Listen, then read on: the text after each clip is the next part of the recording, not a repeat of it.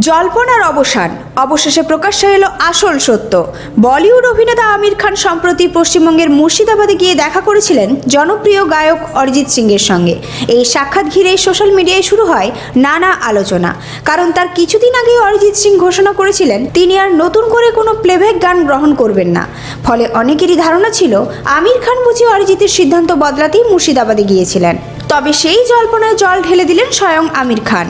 ডেকান ক্রনিকলকে দেওয়া এক সাক্ষাৎকারে তিনি স্পষ্ট জানান, তিনি শুধু প্লেব্যাক ছাড়া সিদ্ধান্ত বদলাতে যাননি। আমির জানান, আমি অবশ্য ওকে সিদ্ধান্তটা পুনর্বিবেচনা করতে বলেছিলাম, কিন্তু তাতে কোনো কাজ হয়নি। মনে হচ্ছে ও নিজের সিদ্ধান্ত নিয়ে ফেলেছে। তাহলে প্রশ্ন, কেন অরিজিতের কাছে গিয়েছিলেন আমির? আমির খানের কথায় এই সফরে আসল কারণ তার ছেলে জুনিয়াদ খানের আসন্ন ছবি একদিন। এই ছবির গান গাওয়ানোর জন্যই মূলত অরিজিতের কাছে যাওয়া। আমির বলেন, আমি অরিজিৎকে একদিনের জন্য গান গাওয়ার প্রস্তাব দিয়েছিলাম এবং জুনায়েদের জন্যই সে রাজি হয়েছে। অরিজিতের অবসর ঘোষণার সময়ই তিনি জানিয়েছিলেন আগে করা সব প্রতিশ্রুতি তিনি পূরণ করবেন। সেই প্রতিশ্রুতির কারণেই একদিন ছবি 5টি গানেই কণ্ঠ দিয়েছেন অরিজিৎ সিং। অরিজিতের প্লেব্যাক থেকে সরে যাওয়ার সিদ্ধান্ত নিয়ে আক্ষেপও প্রকাশ করেন আমির খান। তিনি বলেন, ও অসাধারণ প্রতিভাবান একজন মানুষ, তার সঙ্গে সময় কাটানোটা সত্যিই খুব সুন্দর অভিজ্ঞতা ছিল।